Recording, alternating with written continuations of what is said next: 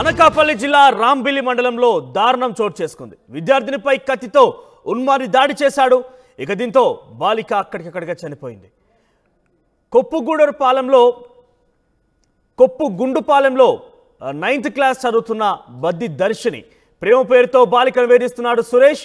ఇక ఏడాది కిందట రాంబిల్లి పోలీసులకు బాలిక పేరెంట్స్ ఫిర్యాదు కూడా చేశారు.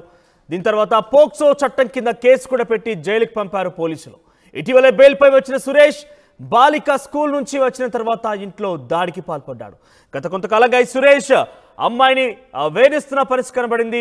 ఈ వేధింపులు తాళలేక ఆ అమ్మాయి యొక్క తల్లిదండ్రులు పోలీసులకు కూడా ఫిర్యాదు చేశారు. రాంబెల్లి పోలీస్ స్టేషన్లో కంప్లైంట్ చేశారు. దీంతో పోక్సో చట్టం పైన ఆయనపై కేసు నమోదైన సురేష్ పైన కొన్ని రోజులుగా జైలు జీవితం గడిపాడు. తిరిగి బెయిల్ మీద బయటకు వచ్చినటువంటి సురేష్ ఈ అమ్మాయిపై దాడికి పాల్పడ్డాడు. ఆ అమ్మాయిని ఒక రకంగా చంపేశాడని చెప్పాలి. సో మొత్తం మీద ఈ ఘటన పెద్ద ఎత్తున సంచలనం రేపుతోంది. సో 9th క్లాస్ చదువుతున్నటువంటి ఈ అమ్మాయి ఒక్కసారిగా ఆ కుటుంబీకులకి లేకుండా పోవడంతో ఆ కుటుంబం మొత్తం కూడా విషాద ఛాయలనుకున్నాయి. సో ఈ యొక్క మరణ వార్త విన్న తర్వాత ఎక్కడ చూసినా కూడా ఇదే సెన్సేషన్గా మారిన పరిస్థితి కనబడింది. సో అనకాపల్లి జిల్లా రాంబిల్లి మండలంలో ఈ దారుణం చోటు చేసుకుంది. ఇక 9th క్లాస్ చదువుతోంది ఆ అమ్మాయి. ప్రేమ పేరుతో బాలికను కొన్ని రోజులుగా సురేష్ వేధిస్తున్నాడు. ఈ వేధింపులు తాళలేక కొన్ని రోజుల క్రితమే ఆ తల్లిదండ్రులు పోలీస్ స్టేషన్లో ఫిర్యాదు చేయడం జరిగింది. దీంతో పోక్సో చట్టం కింద కేసు కూడా నమోదైంది. సురేష్ని జైలు కూడా పంపించారు. తిరిగి బయటకు వచ్చినటువంటి సురేష్ కక్ష తీర్చుకునేందుకు ఆ అమ్మాయిని ఏకంగా దాడి చేసి చంపేశాడు కూడా. దీనికి సంబంధించి మరింత సమాచార ప్రతినిధి శివరామకృష్ణ ఫోన్లో సిద్ధంగా. శివరామకృష్ణ, సో ఏంటి అమ్మాయిని ఎందుకింత వేధించాడు? అసలు 9th క్లాస్ చదువుతున్న అమ్మాయికి ఆయనకి ఎట్లా పరిచయం ఏర్పడింది? పోలీసులు అరెస్ట్ చేసి జైలుకి పంపించినప్పటికీ ఆయన బుద్ధి మార్చుకోకుండా తిరిగి అమ్మాయి మీద దాడి చేయడం గల కారణం ఏంటి? మనోజ్, నిజంగా చెప్పాలంటే చాలా ఘోరమైన పరిస్థితి అయితే ఏర్పడింది. ఇది ప్రధానంగా చూసుకోవచ్చు మనం అనకాపల్లి జిల్లా యలమంచిలి నియోజకవర్గం రాంబల్లి మండలంలో చోటు చేసుకుంది. నిజంగా చెప్పాలంటే ఇది చాలా అమానుషం అంటున్నారు. నిజంగా అమ్మాయి 9th క్లాస్ చదువుతుంది, 14 సంవత్సరాల అమ్మాయి.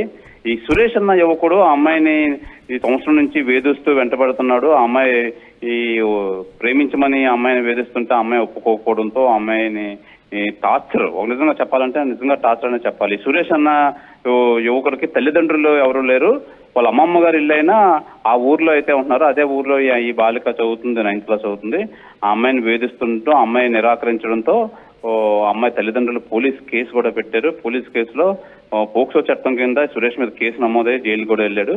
అదే కక్ష ఈ అమ్మాయి మీద పెట్టుకొని ఈ నిన్న రాత్రి ఆ అమ్మాయి ఇంటికి నేరుగా వెళ్ళి ఎవరు లేని పరిస్థితుల్లో అమ్మాయి ఒక్కతే ఉండే టైంలో ఈ కొబ్బరి బొండాలు నరికే కత్తితో అమ్మాయిని అమానుషంగా నరికి చంపి అదే కత్తి అక్కడ వదిలేసి పరారయ్యాడు.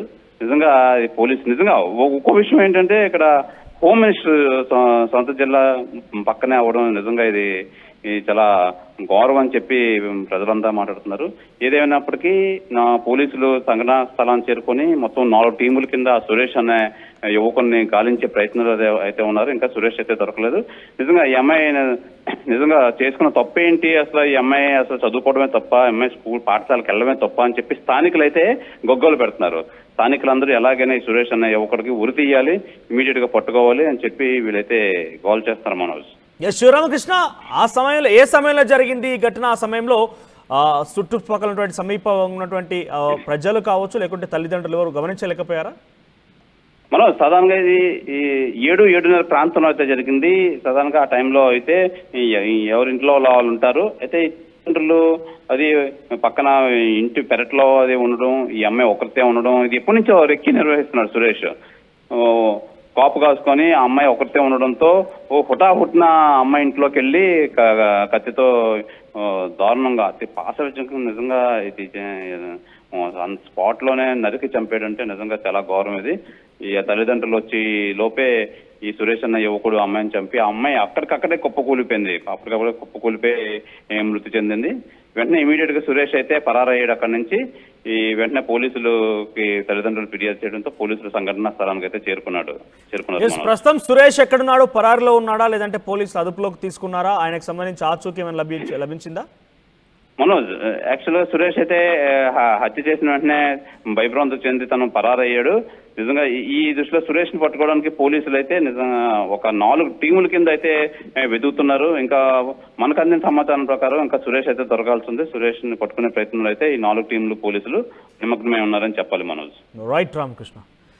వరల్డ్గా అనకాపల్లి జిల్లా రాంబిల్లి మండలంలో దారుణం చోటు చేసుకుంది. 9th క్లాస్ చదువుతున్న దర్శిని అనే అమ్మాయిని కొంతకాలంగా సురేష్ అనే ఒక వ్యక్తి, అదే గ్రామానికి సంబంధించిన సురేష్ అనే ఒక వ్యక్తి కొన్ని రోజులుగా తనని వేధిస్తున్నాడు. ప్రేమ పేరుతో ప్రేమించాలంటూ కూడా వెంటపడుతున్నాడు. ఇదంతా కూడా వేధింపులకు తాళలేక దర్శిని తన తల్లిదండ్రులతో చెప్పడంతో రాంబిల్లి పోలీస్ స్టేషన్లో వారంతా కూడా ఫిర్యాదు చేయడం జరిగింది. ఈ యొక్క ఒక మైనర్ బాలికని తను వెంటపడుతూ ప్రేమ పేరుతో ఇబ్బందులకు గురి చేస్తున్నాడు, వేధింపులకు గురి చేస్తున్న ఒక పేరిట కేసు నమోదైంది. దీంతో పోక్సో చట్టం కింద కేసు నమోదు చేసి సురేష్ని జైలుకి కూడా పంపించడం జరిగింది. గత కొంతకాలం క్రితమే ఆయన బెయిల్ మీద విడుదల బయటికి వచ్చాడు. వచ్చి రాగానే మరోసారి ఎవరు లేనటువంటి సమయం చూసి రెక్కి నిర్వహించి ఆ అమ్మాయిని చంపేయాలని నిశ్చయించుకున్నాడు. సో ఇందులో భాగంగానే రాత్రి ఈ ఘటన చోటు చేసుకుంది.